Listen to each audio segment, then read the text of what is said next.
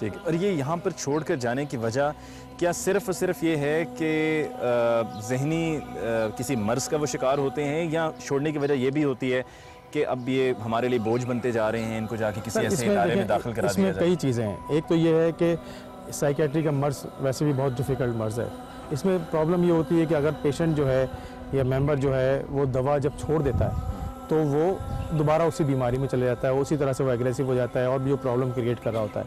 ये रिस्पॉन्सिबिलिटीज़ घर वाले लेते नहीं हैं। ये समझते हैं कि ये पेशेंट हो गया है, ये बीमार हो गया है और इससे जान छूट गई हमारी, और मैं नहीं हो सकता। भाई नहीं कर रहे होते। जो सबसे बड़ा प्रॉब्लम है कि ओनरशिप नहीं है। फिर दूसरे नंबर पे जो हमारे पास हेल्थ अवेयरनेस और हेल्थ की तरफ से हमारा रुजू करना जो है वो बहुत कम है। प्रायोरिटी नहीं है हेल्थ, हमारी प्रायोरिटी नहीं है। इस वजह से भी प्रॉब्लम आ रही होती है। फिर जो मैंने आपसे बात की, ये नहीं समझते कि ये बीमारी किसी को भी किसी लम्हे भी हो सकती है। ठीक है। अच्छा, आपने कहा ये किसी को भी किसी लम्हे भी हो सकती है, तो ये कितना वक्त लगता है कि अगर कोई बिल्कुल सही कंडीशन से एक ऐसी कंडीशन में चला जाए कि जिसको आप ये डिक्लेयर करें कि जी ये नफसियाती मरीज़ है या किसी जहनी मर्ज़? देखिए सर, बीमारी जो है क्रॉनिक डिजीज़ हैं ये सारी, जिस तरह डायबिटीज़ और हाइपरटेंशन और ये सारी बीमारियां और साइकेट्री के मर्ज़, इन्हें बहुत सारा इनहेरिटेंस का भी मसला है और ये 30 सेकंड में भी आ सकती है।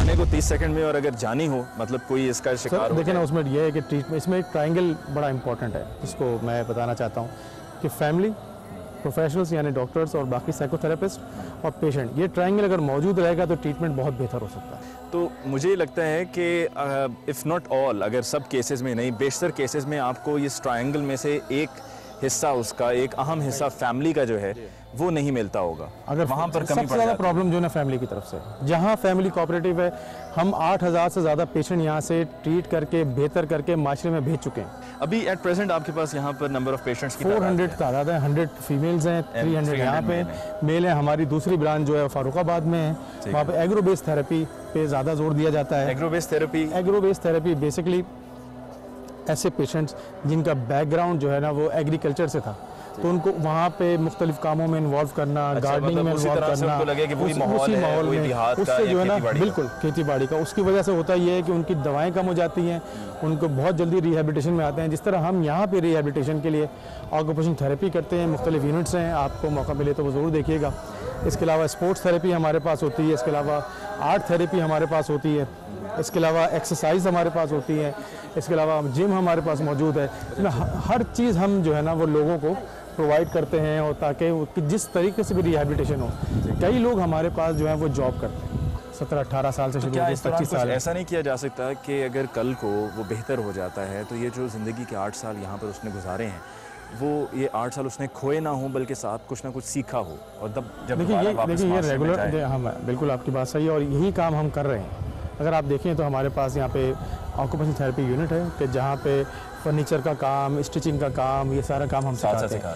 फीमेल में इसी तरह से आप जाएंगे तो आप वहाँ जाके देखिए कि एम्ब्रॉयडरी और मुख्तलिफ चीज़ें जो है ना वो सिखाई जाती हैं। बदकिस्मती से 200 से ज़्यादा मरीज़ हमारे पास ऐसे मौजूद हैं कि जिनकी फैमिलियाँ उनको छोड़ गई, और ये पूरे पाकिस्तान में ऐसे ही हो कि जैसे जैसे गुर्बत बढ़ती जा रही है, जैसे जैसे जो है वो महंगाई का आलम बढ़ते जा रहा है। खाने पीने का क्या ख्याल किया जाता है? क्योंकि यहाँ पर एक दो पेशेंट्स ने कहा कि जी खाना हमें उस तरह का नहीं मिल रहा जिस तरह का मिलना चाहिए, खाना मेयारी नहीं है। देखिए इनकी जो इन्जॉयमेंट है ना बेसिकली वो है ही खाना। ये मैं आपको बता दूँ, बाज़ दफ़ा ये इतनी ओवर ईटिंग करते हैं कि इनको पता नहीं चलता कि इनको कितना खाना है। इनको तो ये भी नहीं पता चलता है कपड़े पहनने के लिए,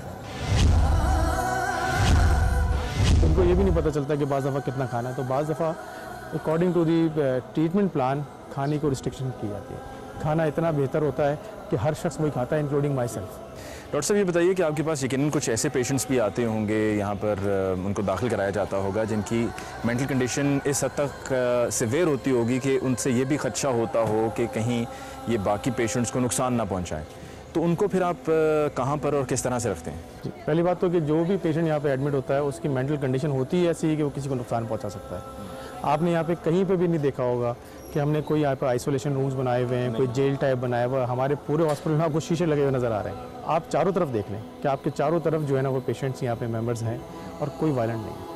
हुकूमती आपको सपोर्ट किस हद तक हासिल है? ये सिर्फ पंजाब ही से नहीं बल्कि पूरे मुल्क से? पूरे पाकिस्तान। मैं छोटी सी बताऊँ कि आपको कराची से 37 पेशेंट हमारे पास, इवन अफगानिस्तान से हमारे पास पेशेंट आ गए। इस दफ़ा गवर्नमेंट ऑफ पंजाब की तरफ से थोड़ी ज़्यादा सपोर्ट है जो पिछले, लेकिन वो भी ये समझिए आपके एक नॉमिनल सी है और आटे में नमक के बराबर है। आपके सामने है, इसको मेंटेन करना 7 करोड़ से ज़्यादा इसका बजट है।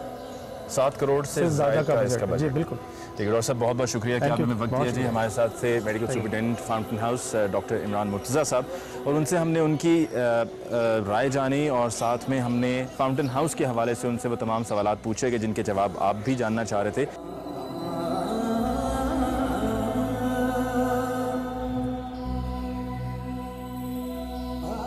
जहाँ पर फाउंटेन हाउस में ऐसे मरीज़ मौजूद हैं जिनका अभी भी इलाज हो रहा है और उनकी अभी भी जहनी हालत ठीक नहीं है, वहाँ पर ऐसी भी मिसालें मौजूद हैं जो यहाँ पर फाउंटेन हाउस में बतौर मरीज़ दाखिल हुए लेकिन अब सेहतयाब होकर यहीं पर काम कर रहे हैं। उन्हीं में से एक हमारे साथ अब मौजूद हैं एजाज़ अहमद भट्टी साहब। एजाज़ साहब, आप यहाँ पर कब दाखिल हुए थे बतौर मरीज़? मैं 1990 में आया था। और कितना अर्सा आपका इलाज चलता रहा? 6 माह। 6 माह। उस वक्त आपकी क्या ज़हनी कैफियत थी जब आपको यहाँ पर दाखिल 1990 में कराया गया? मैं डिप्रेशन में चला गया था। असल में मेरी फर्स्ट कज़न थी, वो जल कर फोत हो गई थी। हम यानी कि भाटी गेट के रहने वाले थे, इधर एमयू कॉलेज की तरफ, चिबूजी की तरफ जाते आते रहते, इस्लामपुरे में जाते थे, लेकिन कभी इस गली में नहीं आए। इस गली में सिर्फ सेशन कोर्ट था पहले, और यहाँ फाउंटेन हाउस है, ना उधर काम पड़ा हमें, ना इधर कभी पड़ा। तो पहली दफ़ा ये वाक़या हुआ हमारे ख़ानदान में कि कोई अपसेट हुआ, ज़हनी मरीज़ बना। 1990 से यहाँ पर हैं आप? बिल्कुल। मैं एज ए इंस्ट्रक्टर यूनिट में लगा शुरू में। तो आपके तो यकीन ज़िंदगी के 22 साल यहाँ पर गुजर गए मेरे। मैंने आप कैसा महसूस करते हैं इस दौरान? आपने कई लोगों को आते देखा होगा, कई लोग गए होंगे। बिल्कुल, हज़ारों लोग गए हैं, हज़ारों लोग आते रहे हैं यहाँ, और कुछ लोग हैं चंद और भी मेरे जैसे जो कि वॉलंटियर हैं और काम कर रहे हैं। लेकिन अब अल्हम्दुलिल्लाह बिल्कुल ठीक है। हाँ अल्हम्दुलिल्लाह। एजाज़ साहब, बहुत बहुत शुक्रिया आपका जी। हमारे साथ थे एजाज़ अहमद भट्टी साहब, और एजाज़ साहब की ख़ास बात जो मैंने पहले भी कई दफ़ा फिर दोहरा देता हूँ वो ये है कि एजाज़ साहब यहीं पर फाउंटेन हाउस में बतौर मरीज़ आए 1990 में, इनका इलाज हुआ, सेहतयाब हुए, और तब से लेकर अब तक यहाँ पर काम कर रहे हैं और लोगों की खिदमत कर रहे हैं। तो ये बहुत बड़ा जज्बा है, अल्लाह ताला आपको इसका अजर देगा।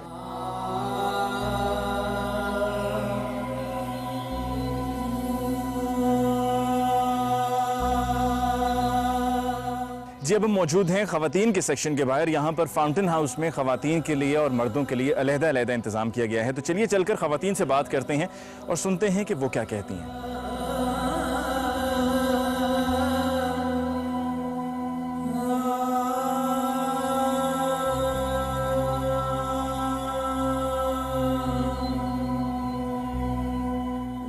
जी, हमारे साथ अब यहाँ ख़वातीन के सेक्शन में 2 पेशेंट्स मौजूद हैं, ईश्वर साहिबा और समरा साहिबा। इनसे हम बात करते हैं। सबसे पहले समरा साहिबा, ये बताइए कि आप कब से यहाँ पर हैं? मुझे यहाँ आए 8-10 साल हो गए हैं। 8-10 साल हो गए जी।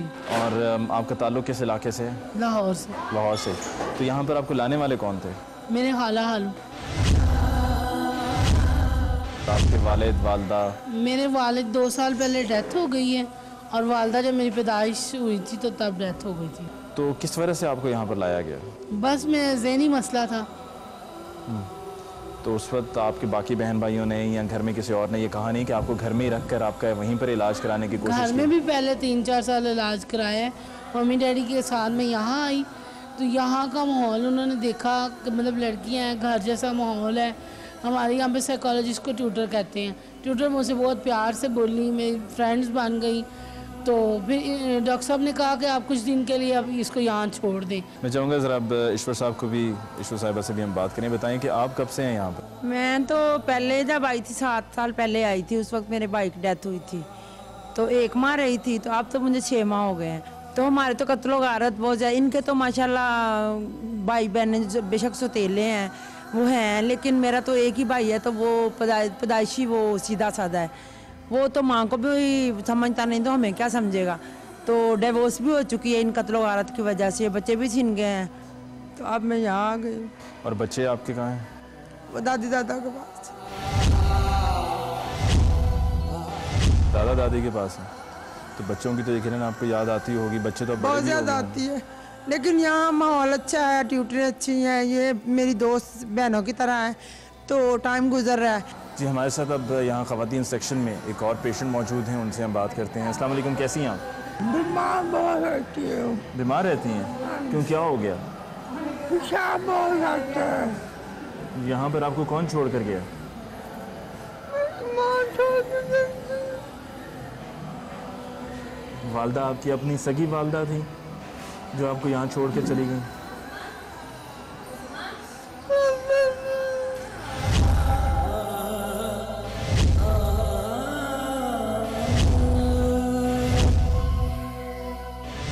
और बच्चे आपके?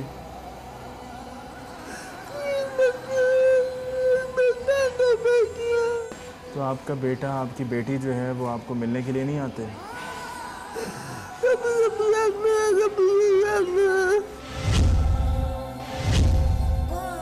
कोई बहन भाई कोई और जो आपको यहाँ पर आकर मिलता हो? यहाँ बहन बेटी है जो मिसी मुसलमान है, उसी एक बार आई है, बहन नहीं आई। बस रोज कहता बहुगा बहुगा कहता